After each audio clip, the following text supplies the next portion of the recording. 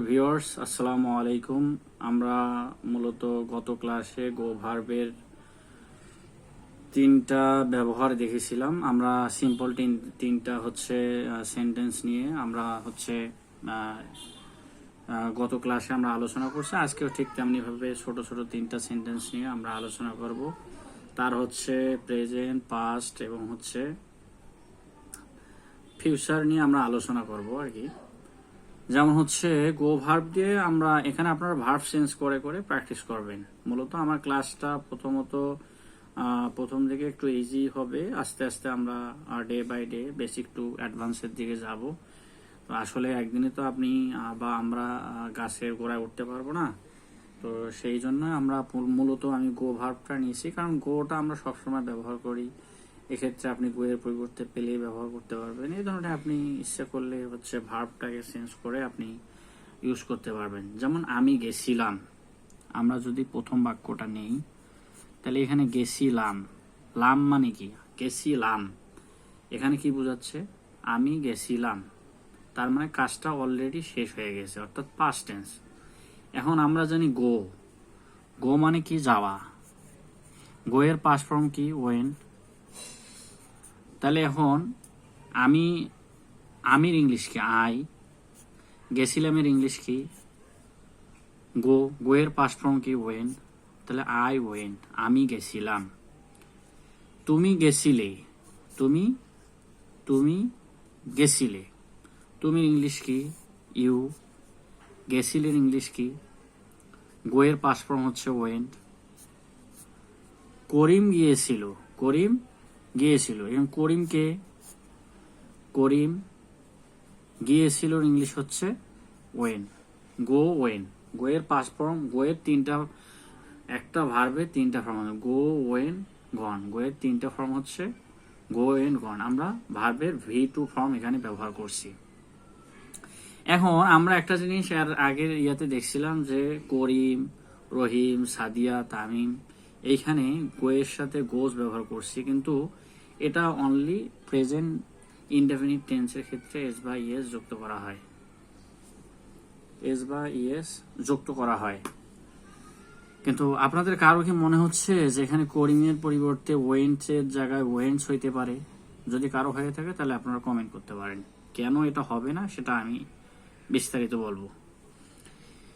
ঠিক তেমনি আমি যাচ্ছিলাম, আমি যাচ্ছিলাম, যাচ্ছিলামটা কি শেষ হয়ে গেছে নাকি চলমান আছে?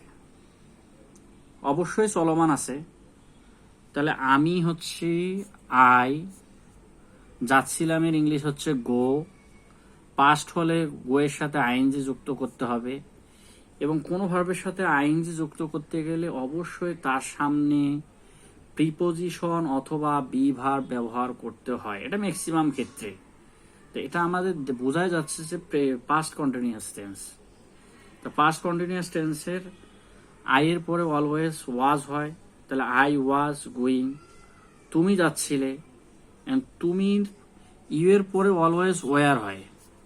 গো এর V1 ফর্ম হচ্ছে গো, তার সাথে আইএনজি যুক্ত করলে হয় গোয়িং, তাহলে ইউ ওয়ার গোয়িং। এখন যদি আমি বলি যে তুমি খেলছিলে, তাহলে এখানে কি হবে you are playing, you were playing, you were playing. Karim যাচ্ছিল, Karim was going, Karim was going. এখন করিমের সাথে ওয়াজ কেন হইল, ইউ এর সাথে ওয়ার কেন হইল, আই এর সাথে ওয়াজ কেন হইল? একটা জিনিস মনে রাখতে হবে, যদি পার্সন সিঙ্গুলার নাম্বার হয় তাহলে বি ভার্বের পাস্ট ফর্মে অলওয়েজ ওয়াজ ব্যবহার হয় এবং অন্যান্য ক্ষেত্রে ওয়ার ব্যবহার হয়। এক্ষেত্রে এই জন্য আমি যাচ্ছিলামে আই ওয়াজ হয়েছে আই ওয়াজ গোয়িং, আর তুমি যাচ্ছিল এক্ষেত্রে ইউ ওয়ার গোয়িং, আর করিম যাচ্ছিল করিম ওয়াজ গোয়িং। এখানে যদি আমি বলি যে সে যাচ্ছিল তাহলে কি হবে হি was going, he was going. এখানে আমরা ভার্ব চেঞ্জ করে করতে পারবো। আমি যাব, কিন্তু আমি এখনো যাইনি, যাব শেষে কি আছে ব, তুমি যাবে, এখানে ব, করিম যাবে। তো শেষে কি এখনো কাজটা কমপ্লিট হয়নি, কিন্তু ভবিষ্যতে হবে। তো আমরা গ্রামেটিক্যালের ভাষায় অলওয়েজ ফার্স্ট পার্সনের ক্ষেত্রে ফার্স্ট পার্সনের ক্ষেত্রে ভবিষ্যৎ মানে ফিউচার টেন্সে শ্যাল ব্যবহার করতে হয়, কিন্তু বর্তমান আমরা কমিউনিকেটিভ ইংলিশের ক্ষেত্রে অলওয়েজ উইল ব্যবহার করব। যেমন আমার ইংলিশকে আই, যাওয়ার ইংলিশ হলো গো, আর যেহেতু হচ্ছে ভবিষ্যৎ বোঝাচ্ছে এই জন্য উইল হবে, আই উইল গো। তুমি যাবে, ইউ উইল গো। করিম যাবে, করিম উইল গো। এখন আমরা প্রশ্ন করতে পারি ওই আগের মতোই, কেন আমরা গোয়ের সাথে গোস ব্যবহার করা হইল না? এটা যদি আপনাদের প্রশ্ন থাকে তাহলে আমি বিস্তারিত কমেন্টে বলবো, যদি আপনাদের কারো কোনো কোশ্চেন থাকে এ বিষয়ে। পরবর্তীতে নেক্সট ক্লাসে আমরা আরো সহজ আপাতত সহজ সেন্টেন্স দিয়ে ইনশাআল্লাহ আমরা নেক্সট ক্লাসে আরো বিস্তারিত আলোচনা করবো। ধন্যবাদ। আসসালামু আলাইকুম।